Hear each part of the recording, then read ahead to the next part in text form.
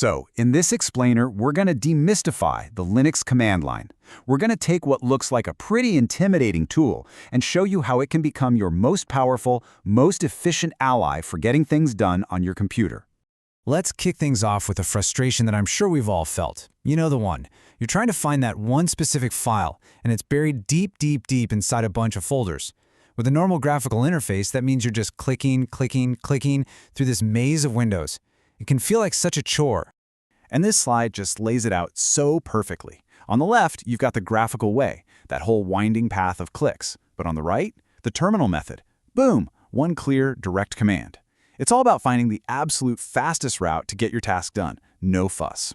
So to get us there, here's the roadmap we're going to follow. First, we'll unpack the terminal's secret power. Then we'll learn how to navigate your digital space, master your files, and really control your system. And finally, we'll talk about how you can make this whole command line journey your own. All right, let's dive into our first section. And it's a totally fair question. I mean, in a world full of these beautiful, slick graphical interfaces, why on earth would we bother with a plain old text terminal? Let's uncover that secret power that's hiding behind the blinking cursor. You know, the source article we're drawing from really nails it with this quote. This isn't about being old school or anything. It's about raw efficiency, crystal clarity, and direct control. The command line just strips away all the clutter and gives you a direct phone line to the heart of your computer.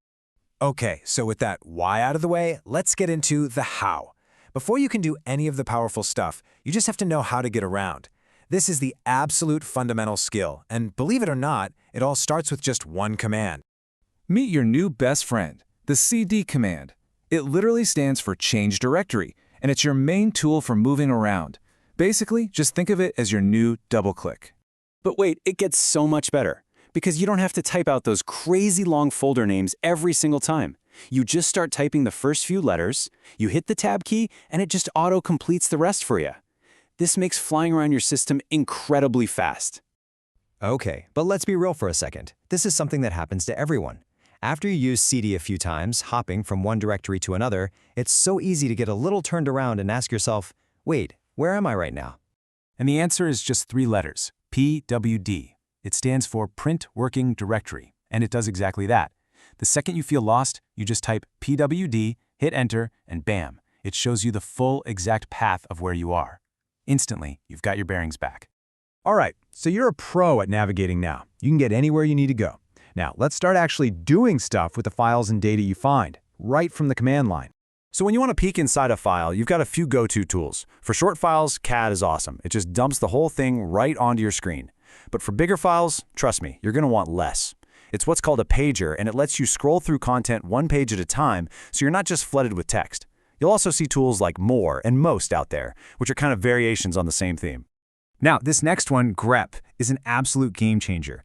Think of it like a super-powered search tool for the contents of your files. Imagine you've got a massive server log file with thousands of lines. Instead of reading it all, you just use grep to instantly pull out only the lines that contain the exact error message or keyword you're looking for. It's a massive time saver. And what about bundling files together? Well, the terminal gives you total control. You've got commands like tar and zip to create and pull apart compressed archives. Tar is a real classic in the Linux world, often paired with gzip, while zip is that format you see absolutely everywhere. The terminal handles them both like a champ. Okay, this is where things get really interesting. We're leveling up now. We're going from just looking at files to actually controlling the whole system. This is where you start to feel the real power of the command line. And it all starts with this one little word, sudo. Seriously, this is probably one of the most important concepts in all of system administration. It's the key to doing powerful things safely. So sudo is short for super user do. And what it does is it lets you, a regular user, borrow the all-powerful administrator's abilities for just one single command. This is huge for security. It means you can install software or change critical settings without having to stay logged in as that all-powerful user. And once you've got sudo in your toolkit, a whole new world opens up. You can use SSH to securely connect to other computers. You can use a command like DNF to install and update your software. And you can use pgrep to find and manage any application that's currently running. All right, let's bring it all home, because this last part isn't just about learning more commands. It's about a whole new mindset. A philosophy, really. It's about making the computer work the way you want to work, and not the other way around. And this quote from our source material just says it all, doesn't it? The ultimate goal here isn't to be rigid. It's to use this incredibly flexible environment to shape your computer to fit your specific needs, your preferences. It's about building a workflow that is perfectly, uniquely yours.